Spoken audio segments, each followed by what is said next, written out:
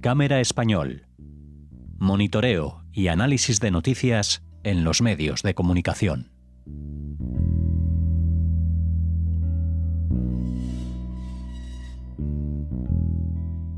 Hola oyentes de Radio Sefarad y bienvenidos a este Cámara en Español, el programa que como cada semana les traemos a Radio Sefarad de la mano de Masa Gabriel. ¿Qué tal, Masa?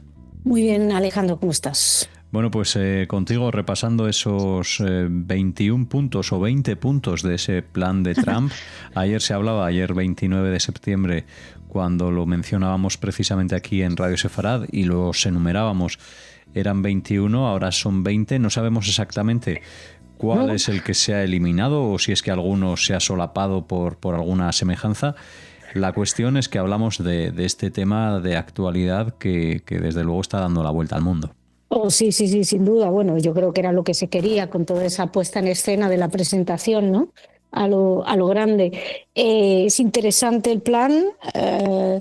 Parece ser que no es más que una readaptación de un viejo plan que ya había presentado en su momento Tony Blair, que vuelve aquí al tablero de la política internacional. Igual no sabemos hasta qué punto esto va a ser aplicable o no. Estamos a esperas de la respuesta de Hamás, que creo que es interesante en la medida en que han puesto a Hamás en una situación compleja, porque no tanto por el ultimátum, que Hamás está acostumbrada, sino porque Trump ha logrado llevarse a los países árabes con él. Y eso sí complica un poquito la ecuación. Eso sí es una diferencia con respecto a los planes anteriores. Pero bueno, no vamos a entrar a analizar el plan, que me imagino que lo habréis estado analizando ya en Radio Sefarad. Me parece interesante lo que es el recibimiento del plan dentro de la prensa española, sobre todo en español, y cómo ha despertado ciertos reparos, por decirlo de alguna manera, en algunos actores no muy sorprendentes, ¿no? Puse un tuit, no sin cierta ironía, tengo que confesar, pero vamos, totalmente cierto, donde explicaba que hasta ahora han mostrado el rechazo al plan la Yihad Islámica, El País e Irene Montero. Y claro, bueno, y luego ya la gente va añadiendo que Más Madrid también, Sumar, etcétera. Para mí me parece muy interesante ver el posicionamiento, ¿no? El diario El País publicaba un titular de estos que yo creo que van a pasar a los anales, junto a aquel famoso después del ataque terrorista del 11 de septiembre, cuando todo el mundo recordará que en vez de titular con el ataque, El País titulaba El mundo en vilo en espera de la respuesta de Estados Unidos o algo así. Y bueno, fue bastante escandaloso en su momento, pero estamos hablando de hace más de 20 años donde todavía había un nivel de escándalo que se mantenía. Ahora, como ya se han roto todos los límites, se han pasado, se ha llevado se han llevado la frontera de lo intolerable a unos límites intolerables, pues no creo que haya gran escándalo. Pero bueno, decían, el plan para Gaza de Trump y Netanyahu, una encerrona a Hamás sin plazos ni garantías.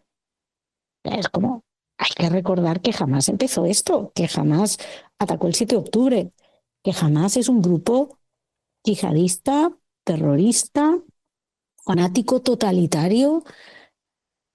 No entiendo muy bien qué concesiones habría que hacerle al grupo que esto empezó. Y es llamativo porque estamos hablando de todos los que estaban gritando por la paz hasta el momento en que se presentó un plan por la paz. Todos ya hay que frenar este baño de sangre. Esto obviamente, bueno, no la Yihad Islámica, que es participante del baño de sangre, pero Irene Montero, los editoriales del País, el Gran Wyoming, que también, y todos ellos, una vez que se presenta un plan, de repente ese pacifismo a ultranza se difumina porque no es el plan que quieren. Que es entonces cuando uno empieza a plantearse Bueno, uno no se lo empieza a plantear porque ya lo sabemos, pero yo creo que queda muy abierto y muy evidenciado que en ningún momento los supuestos pro-paz fueron pro-paz. Lo que eran es pro-Hamás, porque no les gusta este plan. Porque evidentemente, como bien se queja el país, es una encerrona a Hamás. Entonces, lo que era el entusiasmo, ¿no? Que era muy que tenían unos días antes estos medios sobre una supuesta soledad de Israel, porque reconocemos cuando habló el primer ministro Netanyahu en la ONU, un montón de países se marcharon.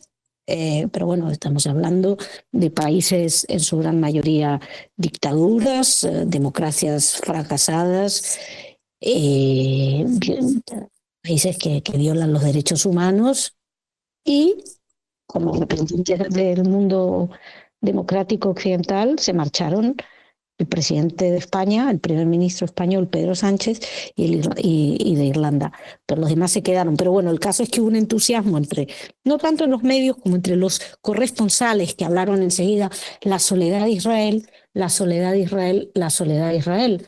Bueno, este plan que efectivamente es una encerrona jamás, cuenta con el apoyo de Arabia Saudita, de Emiratos Árabes, de Qatar, de Egipto, de Pakistán, de Turquía, de la autoridad palestina. Pues una soledad curiosa. ¿Quién queda afuera? Bueno, pues afuera quedan los países europeos, no España, que merece un tema aparte, pero Europa como sí ha quedado en evidencia que no juega ya ningún papel, y eso básicamente debido a unos líderes que también están desconectados de su propia calle, ya lo hemos hablado en otras ocasiones, y, y que Trump ha apostado por el mundo árabe, que es quien en este caso puede forzar a Hamás. Todavía ahora cuando grabamos esto no sabemos cuál es la respuesta de Hamás. Yo me temo que no va a ser una respuesta muy positiva, pero es verdad que ahora mismo estamos viviendo unas pequeñas horas de cierta esperanza, pensando que a lo mejor en 72 horas podremos ver a los rehenes vuelta a su casa. Cosa que me ha parecido interesante, que yo no sé si en alguno de vuestros programas lo ha comentado alguien y no lo he leído por ahí en ningún sitio. Escuché a un comentarista destacarlo que en la radio francesa, tengo que decir, que el ultimátum que se le da a Hamás, esas 72 horas, coincide con Yom Kippur, el día del perdón, el gran perdón. Pues Entonces, tendremos no sé. que escuchar las noticias de hoy, grabadas con Pascal Roy, que precisamente están en el horno aún, así que probablemente hagan referencia a Bueno, Jorge Rosenblum, director de Radio Sefaradi, y Pascal a este tema que comentas, pero no lo sé. Curiosamente, no sé, es bastante simbólico, ¿no? Pero bueno, no sé muy bien de qué, pero creo que es simbólico. El caso es que estamos hablando de esa recepción, ¿no? De que los medios que más han atacado a Israel y que más estaban llamando por una paz inmediata, ahora mismo no están tan contentos. Pero también en el lado positivo hay que decir que hay una especie de desconcierto entre los grandes activistas anti-israelíes y pro-Hamás, porque son demasiados países que se han situado a favor de este plan. Es muy complicado. Ahora estaba viendo cómo el país está en contra, pero ¿cómo hace el país para seguir en contra cuando Pedro Sánchez ha dado la bienvenida al plan y cuando Qatar ha dado la bienvenida al plan? Es decir, cuánto tiempo de estar en contra de ese plan les puede quedar, ¿no? Lo que nos lleva también a darnos cuenta de que a veces achacamos a los poderes y al dinero lo que leemos en los medios, y no necesariamente es eso. Es un caldo de cultivo en el que los periodistas crecen, van a los talleres donde se les enseñan estas cosas, terminan convirtiéndose ellos mismos ante sí mismos en adalides de los valores humanos o lo que ellos consideran que son valores humanos, porque claro que estar a favor de Hamás o disimuladamente a favor de Hamás no creo que sea estar mucho por los valores humanos o por los derechos humanos. Bueno, Masa, pues nada, seguiremos viendo en el correr de las horas qué sucede con esa respuesta de Hamás. Probablemente ya lo comuniquemos en las próximas noticias, pero quizás haya que hacer algún tipo de última hora. En cualquier caso, gracias por tus comentarios, por tu análisis en este Cámara en Español, y nos escuchamos la semana próxima. Muchas gracias a vosotros, un abrazo fuerte.